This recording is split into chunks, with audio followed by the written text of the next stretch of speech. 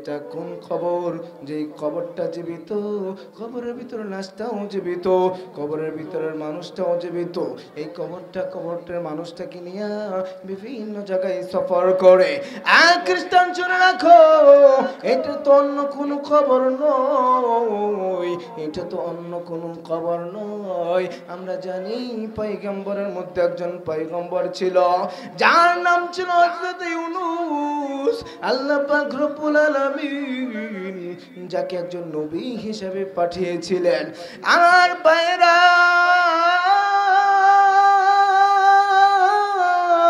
এ বন্ধুগণ আমার, হযরত ইউনূস আল্লাহর একজন পয়গম্বর ছিলেন।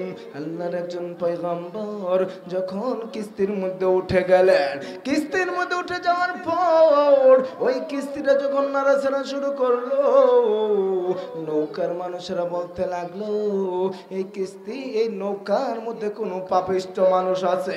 আল্লাহর নবী হযরত ইউনূস আলাইহিস সালাম বলতে লাগলেন, আমি পাপী, আমাকে ফেলে দাও। নৌকার মানুষেরা বলে, না, তুমি পাপী না,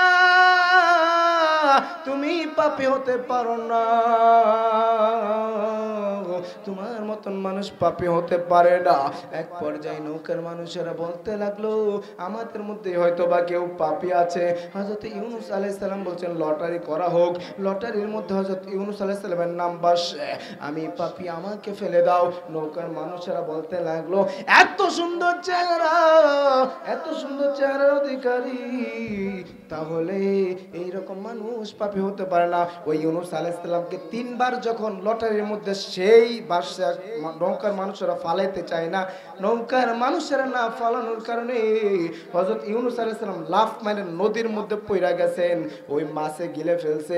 ওই মাছটা হচ্ছে একটা কবর। ওই কবরের ভিতরে লাশটার নাম হচ্ছে হযরত ইউনূস। আল্লাহু আকবার। খ্রিস্টানের চোখ কপালে উঠে গেছে, কপালে উঠে, বাপ রে বাপ, যেই প্রশ্নের উত্তর বছরকে বছর, যুগকে যুগ ধরে ইতিহাস খুঁজে পাই নাই, ছোট্ট মাসুম বাচ্চা এই এত সুন্দর প্রশ্নের উত্তর দিয়ে দিছে, তাহলে না জানি কত সুন্দর। তাহলে বলেন, এই যে ছোট্ট মাসুম বাচ্চা, তার মধ্যে কোরআনের জ্ঞান আসিল বিদায় তো উত্তর দিতে পারছে, ঠিক কি না বলেন আমার ভাইরা? তাহলে যারা বলবে এই মাদ্রাসার ছাত্রদের মধ্যে কোরআনের জ্ঞান নাই, দ্বীনের জ্ঞান নাই, যারা বলবে এই মাদ্রাসার ছাত্ররা তারা ইলমি জ্ঞান নাই, যারা বলবে স্কুল থেকে মাদ্রাসার ছাত্রদের জ্ঞান অনেক কম, আমি বলতে চাই তুমি গোড়ার ডিম জানো। কথা বলেন ঠিক কিনা? কারণ গোটা পৃথিবীর যত জ্ঞান রয়েছে আল্লাহ তাআলা কোরআনের মধ্যে দিয়ে দিয়েছেন, আর এই কোরআনের যত জ্ঞান রয়েছে আল্লাহ তাআলা হাফেজে কোরআন ও আলেমদের মধ্যে দিয়ে দিয়েছেন। কথা বলেন ঠিক কিনা? আল্লাহ তাআলা আমাদের প্রত্যেকের সন্তানদেরকে মাদ্রাসায় ভর্তি করার তৌফিক দান করুক, বলেন আমিন। আমরা সবাই নিজের সন্তানদেরকে মাদ্রাসায় ভর্তি করব তো ইনশাআল্লাহ? হ্যাঁ।